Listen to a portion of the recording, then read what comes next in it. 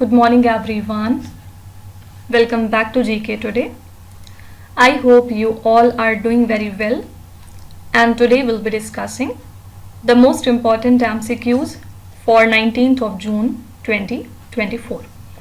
Let's start with our session.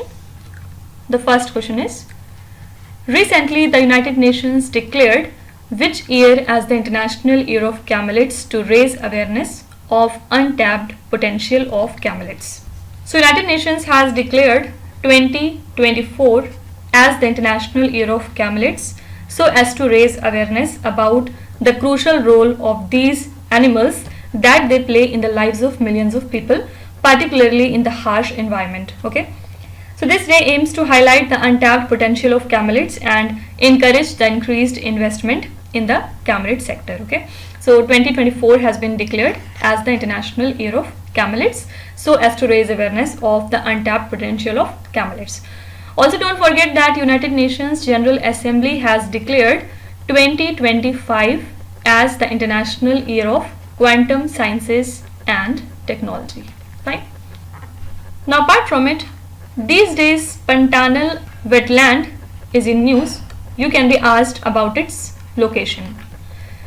Actually, it was in news because of wildfire, and it is the world's largest tropical wetland that spans in Bolivia, Brazil and Paraguay. Recently, it has faced severe wildfire. So this is a UNESCO World Natural Heritage Site, also a biosphere reserve. It is crucial for the biodiversity, including the jaguars and the caimans. Okay, so with less than 5% protected, threats like cattle grazing and pollution from waste and pesticides endanger its ecosystem. You can be simply asked that Pantanal wetland that was recently seen in the news due to wildfire is located in which continent? So your answer would be South America. Okay. The next question is, what is the primary objective of the GRADE scheme that was recently seen in the news?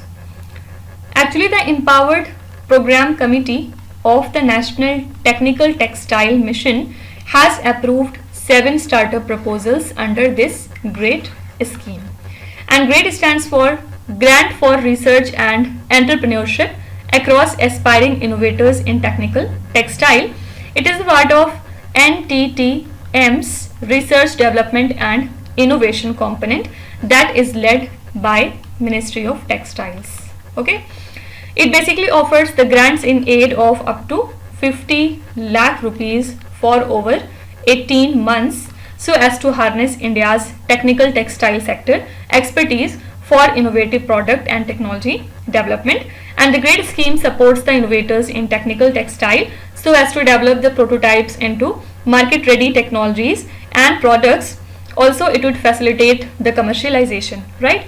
So basic aim here is to enhance the India's startup ecosystem in the sectors like sustainable textile, especially in the fiber sector and smart textile. So it offers the crucial support for innovation. Okay, so basic purpose of the GRADE scheme is to develop a startup ecosystem in the technical textile. Fine. The next question is, recently which country became the 43rd signatory nation to NASA's Artemis Accords for lunar exploration? Do remember that this is Armenia country. Armenia became the 43rd signatory of the Artemis Accords of NASA for lunar exploration, and it was established in 2020 with 7 founding nations, and the accords are based on the 1967 Outer Space Treaty. So they are a non-binding set of principles for civil space exploration. It promotes the peaceful, sustainable and the transparent cooperation in the space, and the notable signatories are, for example, India, the UAE and the UK. Okay, so Armenia is the 43rd signatory nation to the Artemis Accords of NASA for lunar exploration. Fine. NASA was also in news because of its Hubble Space Telescope. Why? Because recently this telescope has studied the HM Sagittae, which is a symbiotic binary star system in the Milky Way. So it features a white dwarf and a red giant. White dwarfs are the remnants of the stars that have burnt through their nuclear fuel, while the red giants are the stars in their final evolutionary stage. So in the HMSGE, material from the red giant forms an accretion disk around the white dwarf after being drawn by its gravitational pull. Okay, simply you can be asked that recently which telescope of NASA has observed the symbiotic system HM Sagittae in the Milky Way galaxy. So that would be Hubble Space Telescope. Okay, next is, which ministry has recently released some guidelines delineating the use of arbitration and mediation in the domestic public procurement contract? This is Ministry of Finance, D option. Ministry of Finance has issued some guidelines for arbitration and mediation in the domestic public procurement contracts so as to streamline the dispute resolution for the government entities. So key points include, for example, avoiding the automatic arbitration in the large contracts, restricting the arbitration to dispute under 10 crore rupees, preferring institutional arbitration, and adopting the mediation for high value matters. Actually, arbitration is a quasi-judicial EDR process that is governed by the Arbitration and the Conciliation Act 1996, and mediation follows the Mediation Act 2023. Okay, so this is the Finance Ministry, that is D option. Jait Kham Pilgrimage Center, recently seen in the news, is located in which Indian state? This center lies in Chhattisgarh state. And why it came into news? Because the Satnami community in Chhattisgarh violently protested the desecration of this Jait Kham, which is a sacred symbol. And the tallest Jait Kham is near Girod village in the Baloda Bazaar of Chhattisgarh state at Guru Ghasidas birthplace. So the Satnamis were founded in the year 1657 by the Birbhan in the state of Haryana. They trace their roots to Bhakti poet Kabir and Saint Ravidas, and the spiritual lineage of this community follows Guru Ghasidas, who is an 18th century saint. Okay, simply you have to remember that this pilgrimage center lies in the state of Chhattisgarh. Similarly, you can be asked about the location of Redoubt Island. Why? Because of cyclone Ilsa. Okay, cyclone Ilsa. Actually, this is a category 5 cyclone that has recently devastated the Bedoubt Island that lies in the country Australia. Okay, and it wiped out around 80 to 90% of its seabird population. Seabirds live and feed in ocean environment, and they are very important for island and the reef health. They connect the marine and terrestrial ecosystems by transporting the marine nutrients to land through guano and other means. Okay, so Bedoubt Island, that was recently seen in the news due to cyclone Ilsa, is located in which country? Your answer would be Australia. Fine. Recently, which state government provided 5 lakh rupees financial assistance for the families of state residents who died in the Kuwait fire tragedy? So very obvious answer is A option, Kerala. The Kerala government has announced 5 lakh rupees financial assistance for the families of state residents who died in the Kuwait fire tragedy, which claimed 49 lives and 50 were injured. So this decision was made during an emergency cabinet meeting chaired by Chief Minister Pinarayi Vijayan. Also, the government will provide 1 lakh rupees to those who were injured in the incident, according to a statement from the Chief Minister's office. Okay, so this is the state Kerala, that is A option. Now, apart from it, Jammu and Kashmir has recently expanded their partnership with New Zealand country into a strategic agreement that leverages the expertise of New Zealand in the breeding technology. Fine. Not only breeding technology, but also in sustainable farm management and advanced disease control. Fine. So this collaboration aims to transform the sheep and goat sectors in the Union Territory of Jammu and Kashmir through comprehensive training and innovative practices by revitalizing the region's agricultural landscape. Fine. You can be asked that in a major advancement in the agricultural sector, Jammu and Kashmir has broadened their existing memorandum of cooperation along with which country? Answer would be New Zealand. Fine. The next is, recently the WHO has designated which medical institute as a WHO collaborating center for fundamental and literary research in traditional medicine. This is National Institute of Indian Medical Heritage, Hyderabad, and WHO has designated it as a WHO Collaborating Center for Fundamental and Literary Research in Traditional Medicine from 3rd of June 2024 to next 4 years. Okay, talking about this center or institute, it was established in 1956. It documents the medico-historical research in various traditional Indian healthcare system, and this recognition reflects the dedication of institute towards research and technology. Okay, so here correct answer is A option, National Institute of Indian Medical Heritage. Recently, Cyril Ramaphosa has been re-elected as the president of which country? Recently, he secured a second term as the president of South Africa country after a coalition deal between the ANC and Democratic Alliance along with some other smaller parties. So ANC for the very first time since 1996 failed to secure a parliamentary majority or by obtaining only 40% of the votes in the elections. And Ramaphosa first became president on 15th of February in the year 2018. This marks the second national unity government of South Africa since Nelson Mandela in the year 1994. Fine. So who is the new president of South Africa? This is Cyril Ramaphosa. Which country hosted the 50th G7 Leaders Summit? Here answer is Italy, that is A option. Prime Minister Narendra Modi also attended the G7 outreach session in Italy, where they have discussed all about artificial intelligence, energy, Africa and the Mediterranean. Okay, so they were invited by Italian Prime Minister Giorgia Meloni, and Modi met leaders like Emmanuel Macron, Vladimir Zelensky and Rishi Sunak, etc. So 50th G7 summit ran from 13th to 15th of June in Italy. Fine. So which country has hosted this 50th G7 Leaders Summit? Your answer would be Italy. Now apart from it, the Indira Gandhi National Center for the Arts and Sansad TV has signed an agreement to make Indian art and culture more accessible. Okay, so programs will be aired on Sansad TV, and this MOU aims to produce and broadcast various cultural programs and utilize the archives of the Indira Gandhi National Centers for Art. Okay, you can be simply asked that which organization and Sansad TV recently signed an agreement to make Indian art and culture more accessible to the people. Answer would be Indira Gandhi National Center for the Arts. Okay.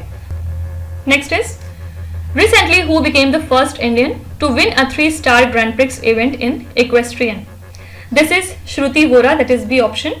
She is a 53-year-old girl from Kolkata, and she became the first Indian to win a 3-star Grand Prix event in equestrian.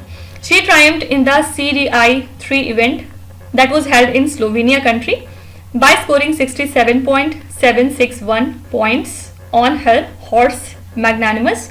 Vora has previously represented India in the 2022 Dressage World Championships and 2010 and 2014 Asian Games as well. Okay, so your correct answer is B option, Shruti Vora. Lipu Lake Pass, recently seen in the news, is located in which Indian state? So this pass lies in Uttarakhand.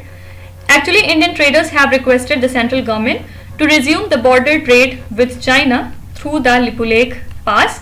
It is located in Uttarakhand at 5,334 meters, and Lipu Lake connects India with Tibet, and it is key for trade and the Kailash Mansarovar Yatra pilgrimage as well.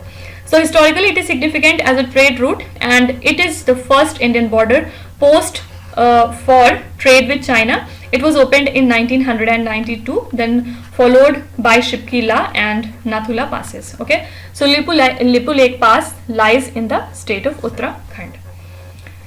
Now apart from it, the India IORA Cruise Tourism Conference recently concluded in New Delhi, and it was organized by Ministry of External Affairs along with FICCI.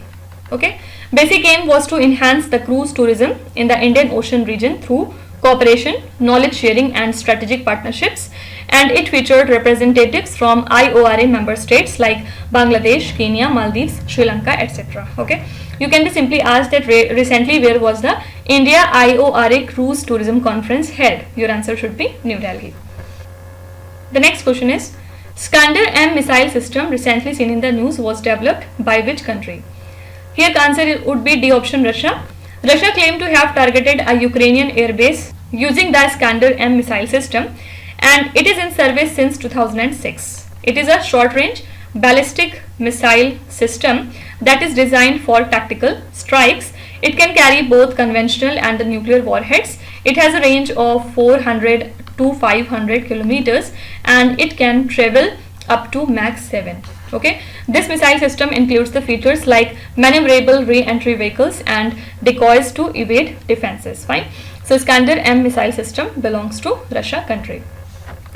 The next is Kavli prizes recently seen in the news are awarded for which fields? Actually, the 2024 Kavli prize winners were announced recently, and with this we honor the contributions in astrophysics, neurosciences and nanosciences. Okay, this prize was established in the year 2008 to commemorate Fred Kavli.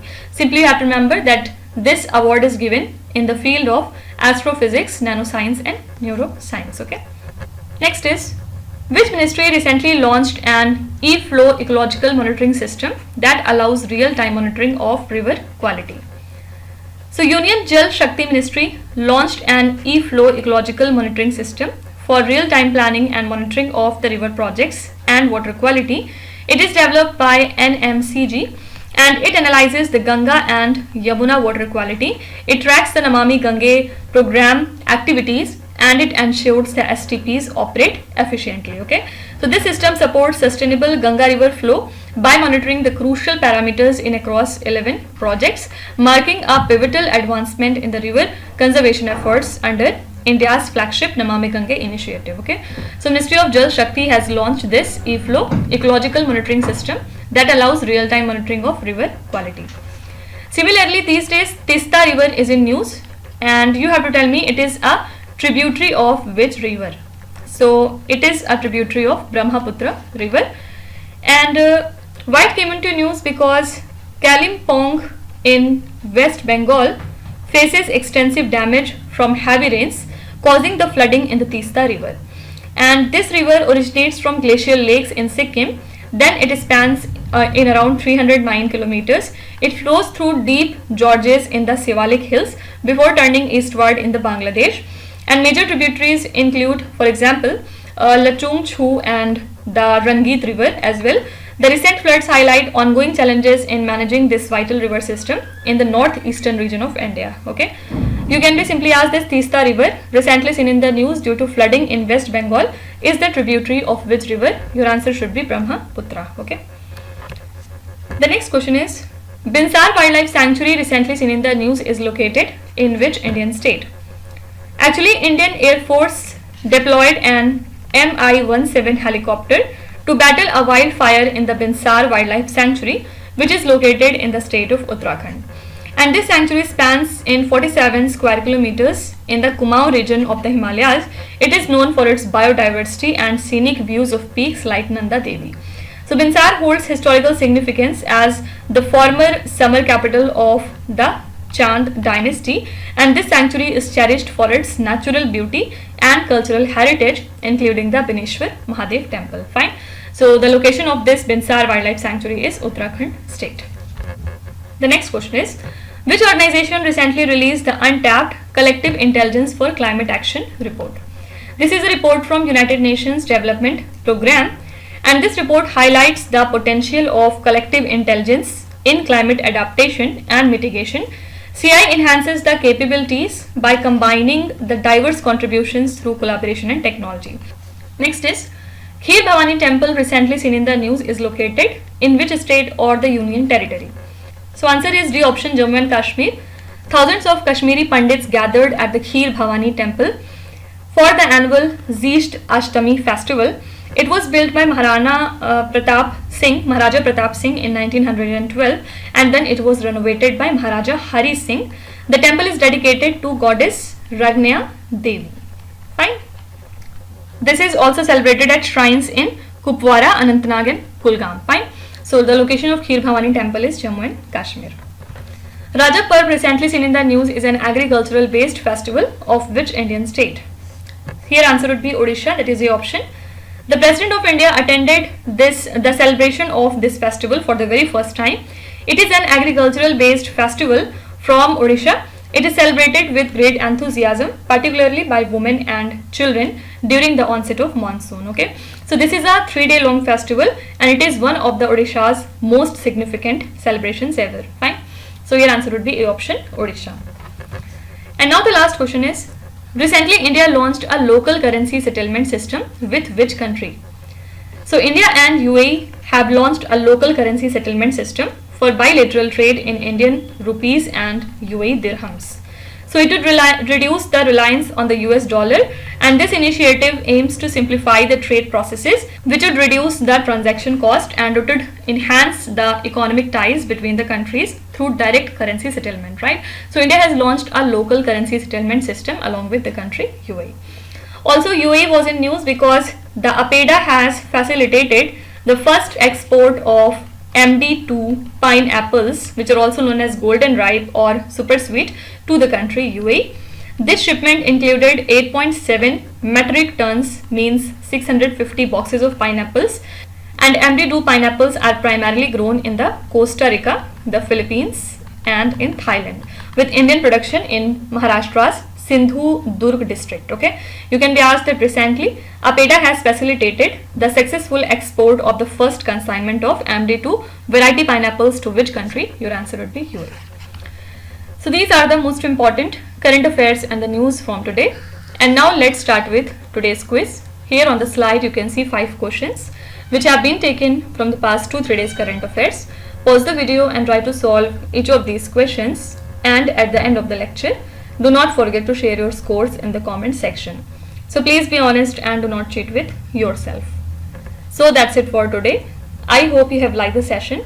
These were the important news and events from today, and we will meet again tomorrow with some more important current affairs. Till then, stay tuned. Thank you so much for watching, and please do not forget to subscribe to GK Today. With this, me Nuzhat Sana signing off.